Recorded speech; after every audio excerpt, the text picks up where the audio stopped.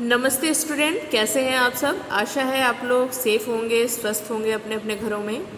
जैसा कि आप सब लोगों को ज्ञात ही है कि मैंने एक नई सीरीज़ स्टार्ट करी है जिसमें कि मैं सीसीएस यूनिवर्सिटी के बीएड सेकेंड ईयर के पेपर E303 जो कि है नॉलेज लैंग्वेज एंड करिकुलम, उसके कुछ लेक्चर को आपके साथ साझा करूंगी, जिसमें कि मैंने 2 लेक्चर आप लोग के साथ शेयर कर दिया है और आज मैं 3rd लेक्चर लेके आई हूँ आप लोगों के लिए, जिसमें अगेन मैं फिलोसफिकल बेसिस ऑफ नॉलेज पे बात करूँगी, जिसमें कि हम बात कर रहे थे इंडियन फिलोसफी को, जिसे हम आगे कंटिन्यू करते हैं।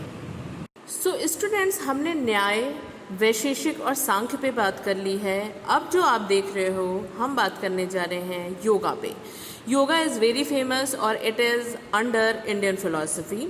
तो यहाँ पे आप जैसा कि देख ही रहे हो, it prescribe A holistic system. जो योग है वो एक तरीके से संपूर्ण प्रणाली को अपने में समाहित करता है। And practicality is the main feature. Yoga का जो मेन फीचर है या मेन उसकी क्वालिटी है वो है प्रैक्टिकली, यानी कि प्रायोगिक रूप से जब चीज़ों को आप करते हो तो योग के अंतर्गत आता है।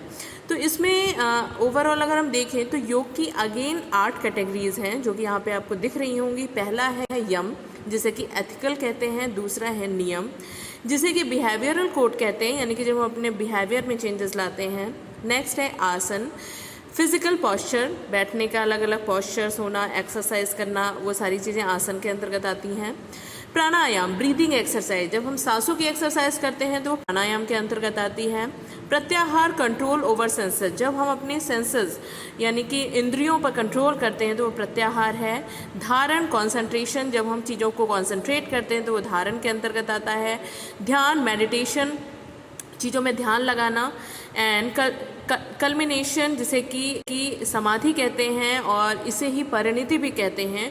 ये एक बहुत ही ऊपर लेवल की मेडिटेशन है, पराकाष्ठा है मेडिटेशन की। तो ये ओवरऑल 8 स्टेप हैं योग के, जो कि ईजी से टफ की ओर चलते हैं। तो हम सबसे पहले स्टार्ट करते हैं यम से, और धीरे धीरे जब हम योग में पारंगत होते जाते हैं तो हम कल्मिनेशन यानी कि समाधि की तरफ बढ़ते हैं। योग को जानने के बाद स्टूडेंट्स, अब हम जानेंगे मीमांसा के बारे में। आई होप मीमांसा का नाम आप लोगों ने सुन रखा होगा। इसके जो फाउंडर थे उनका नाम था जैमिनी, और Veda as the final authority on all question. Again जो मीमांसा है वो सभी प्रकार के प्रश्नों के लिए वेद पे यानी कि वेदों पे डिपेंडेंट होती है, उसी को अथॉरिटी मानती है। Comprehensive method for interpreting and understanding the underlying meaning of the Veda. और कहीं ना कहीं ये जो वेद है उसको बहुत ही अच्छे से इंटरप्रिटेट करना, उसको समझने की तरफ ये फोकस्ड है। प्रैक्टिकल एप्लीकेशन ऑफ वेदांतिक थ्योरी, और इसी के साथ ही वेदांतिक थ्योरी को प्रयोगात्मक रूप से प्रस्तुत करने में सक्षम है।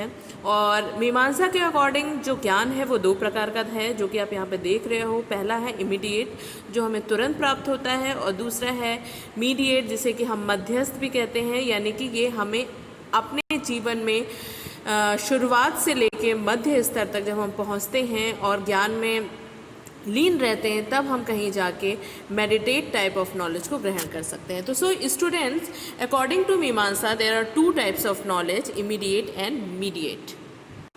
सो मीमांसा जानने के बाद ये जानना भी ज़रूरी है कि जो मीमांसा है उसको 2 ग्रुप में बांटा गया है, और वो ग्रुप आप यहाँ पे देख रहे हो। पहला है पूर्व मीमांसा और दूसरा है भट्ट मीमांसा। पूर्व मीमांसा के जो फाउंडर थे वो हैं प्रभाकरा, और भट्ट मीमांसा के जो फाउंडर हैं वो हैं कुमारल्ला भट्ट। जो पूर्व मीमांसा है वो अपने आप में 5 वैलिड सोर्स ऑफ नॉलेज को समाहित करती है: perception, inference, comparison, testimony and पोस्टुलेशन। जबकि जो भट्ट मीमांसा है उसके लिए सोर्स ऑफ नॉलेज सिर्फ एक है, वो है नॉन कॉग्निशन। सो यहाँ पे स्टूडेंट, जैसा कि आप देख रहे हो, मीमांसा के बाद अब हम जानते हैं इंडियन फिलॉसफी के वेदांता को। वेदांत इज़ ऑल्सो वेरी फेमस, और इसके जो फाउंडर हैं उनको वेद व्यास के नाम से हम जानते हैं। ही कॉन्डिफाइड दिस टीचिंग इन द ब्रह्म सूत्र। उन्होंने वेदांता की जो टीचिंग थी उसको ब्रह्म सूत्र में भी जिक्र किया था। और इसी के अकॉर्डिंग जो वेदांत है उसके कुछ मेजर स्कूल्स बताए गए हैं, जो कि आप यहाँ पे स्क्रीन पे देख रहे हो। There are 5 major schools of Vedanta. पहला है अद्वैत, जिसे कि नॉन ड्यूलिस्टिक कहते हैं। दूसरा है द्वैत, जिसे कि ड्यूलिस्टिक कहते हैं। तीसरा है द्वैत अद्वैत, जिसमें कि नॉन ड्यूलिस्टिक और ड्यूलिस्टिक दोनों ही आते हैं। विशिष्ट अद्वैत, जिसमें कि क्वालिफाइज नॉन ड्यूलिस्टिक आते हैं, यानी कि योग्य अद्वैतवादी है ये। और लास्ट वन इज विशुद्ध अद्वैत, जिसमें कि प्योर नॉन ड्यूलिस्टिक है, जो कि पूर्ण रूप से अद्वैतवादी है। तो स्टूडेंट इस हिसाब से ये 5 मेजर स्कूल हैं किसके, वेदांत के। स्टूडेंट्स, वेदांत के साथ ही हमारा इंडियन फिलॉसफी का जो पार्ट है वो ख़त्म होता है। अब हम बढ़ते हैं वेस्टर्न फिलॉसफी की तरफ। तो वेस्टर्न फिलॉसफी कुछ क्वेश्चंस को हल करता है, जो कि आपको यहाँ पे स्क्रीन पे दिख रहे हैं। What is the real nature of man, मनुष्य का जो स्वभाव है या प्रकृति है वो क्या है। What is the end of this life, ये जो जीवन है हमारा उसका अंत क्या है। What is the nature of this world in which he live, और जो प्रकृति है जिसमें कि हम सब रहते हैं, मनुष्य रहता है, वो क्या है। Is there any creator of this world, क्या इस संसार को बनाने वाला कोई है। तो ये कुछ ऐसे अहम प्रश्न हैं जिस पे कि वेस्टर्न फिलॉसफी अपना आंसर देता है। और आई थिंक आप लोग को शायद स्टूडेंट ये पता होगा कि वेस्टर्न फिलॉसफी मुख्य रूप से 3 पार्ट में डिवाइड की गई है, जो कि आप नीचे देख सकते हो, ancient oblique Greek philosophy, medieval philosophy and modern philosophy. तो इसके बारे में हम आगे जिक्र करते हैं। सो स्टूडेंट्स, अब हम बात करते हैं ग्रीक फिलॉसफी, या जिसे एंशिएंट फिलॉसफी के नाम से भी जानते हैं। और ये तीनों ही पार्ट अगेन वेस्टर्न फिलॉसफी को एक तरीके से क्लासीफाई करता है। तो Greek philosophy it cover a period between 600 to 400 AD, बहुत ही पुरानी बात है ये। और इसके भी 3 सेक्शन थे, there are 3 section of Greek philosophy, जिसमें कि आई थिंक आप लोगों ने इनका नाम सुन रखा होगा बीएड फर्स्ट ईयर में। प्री सॉक्रेट फिलॉसफी, सॉक्रेट से पहले की जो दर्शन थे, Socrates, Plato and Aristotle philosophy, इन तीनों का जो फिलॉसफी थी, एंड ग्रीको रोमन फिलॉसफी, यानी कि ग्रीको और रोमन की जो फिलॉसफी थी, ये तीसरे पायदान पे आते हैं एंशिएंट फिलॉसफी के अंतर्गत। जैसा कि स्टूडेंट आप लोग ने अपने फर्स्ट ईयर में स्कूल ऑफ फिलॉसफीज़ में पढ़ रखा होगा, जो सॉक्रेट थे, प्लेटो थे और एरिस्टो थे, ये बहुत ही फेमस थे वेस्टर्न फिलॉसफी के अंतर्गत। और यहाँ पर भी हम यही देख रहे हैं कि Socrates, Plato and Aristotle were the most influential of the ancient Greek philosopher.